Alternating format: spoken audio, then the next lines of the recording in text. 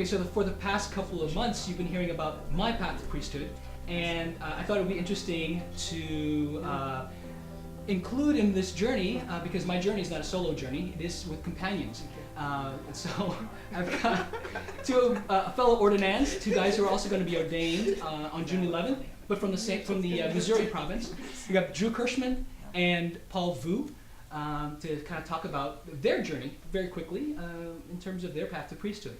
So guys, it's about 2 weeks before our ordination. Mm-hmm. So where are you guys? How are you feeling about the ordinations coming up? Well, this is an exciting time. I think we're just finishing our academic year this week, actually, and so there's just the excitement of finishing one program, and I think my mind is starting to get excited about the people that are coming in town for the ordination and the opportunity to celebrate with them.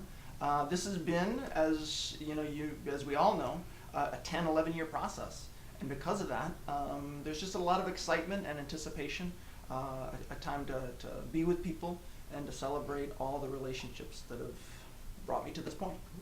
I myself, feel very excited about this whole process as well. I feel like we're graduating. It seems like getting ready for a wedding. Anticipation with people coming in, from other states, and just spend time with my families and friends and other Jesuits, those who have been very supportive of me during the last 11 years. We have formed a group of friends, and it's really hard it's going to be sad to see them leaving. I myself be coming back for another year, and so, but it's going to be a little bit weird next year not seeing people that I'm used to, seeing the last 3 years. So, I would say for myself, I think what has gotten me excited and sort of the graces of these days has been just the build-up towards ordination has been an opportunity to be conscious and give thanks for all the people and relationships, not just over the 10 years. Paul and I are in the same province, and so we've been together for 11 years now, from the novitiate, which is exciting, but really over the course of my whole life, just the people and places and relationships that have helped to form me to be who I am today and to be able to make this kind of commitment. It's been a time of real grace in terms of gratitude for all those people and things like that. I would say challenges. I think just the challenges of, there's a lot of preparation for ordination in terms of the event itself, in the midst of studies. I think there's for sure anxiety in terms of, I look forward to being with people in a sacramental way. I've never done that before in a public sense. So that's, I definitely take that to prayer. Yeah. Actually, speaking of that, is that one of the things you're looking forward to priesthood? Understandably, ordination is not sort of the end of the journey. If anything, it's just the beginning, right? So being present to people in a sacramental way, would that be something that you're looking forward to for both of you guys? Oh, absolutely. A good friend of mine was ordained last year. From Paul from Detroit province. Each time I talk with him, there's always a sense of excitement, and because he himself is really enjoying his first year of the priesthood, and just saying that it's the best year in his life, and so I'm actually looking forward to experiencing that as well. Not only as a priest, as a minister, as a student, but basically being able to put into practice things that I've learned, and just being able to celebrate the sacraments with other people. I'd say for myself, a real sort of confirming moment for myself in terms of this movement towards ordination was during our regency phase, which is in between philosophy and theology studies.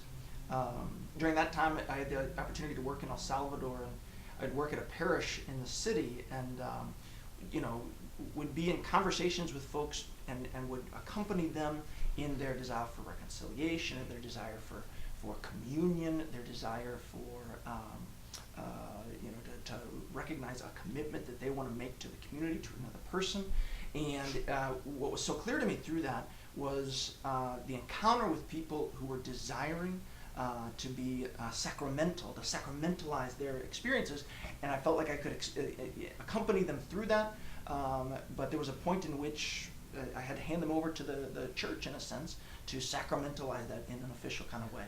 So I think what I'm excited about is this becomes an opportunity to be with folks in that sacramental way, to be able to accompany them through their desires for all the graces that our sacraments offer us.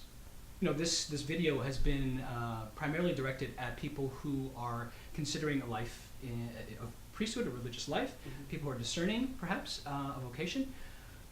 What would you say to a young person who would, who kind of stumbles upon this and sees the three of us sitting here? What would you say to them in terms of, their discernment process or a life, vocation, what a vocation is for them? What would you kind of mention to them or say to them?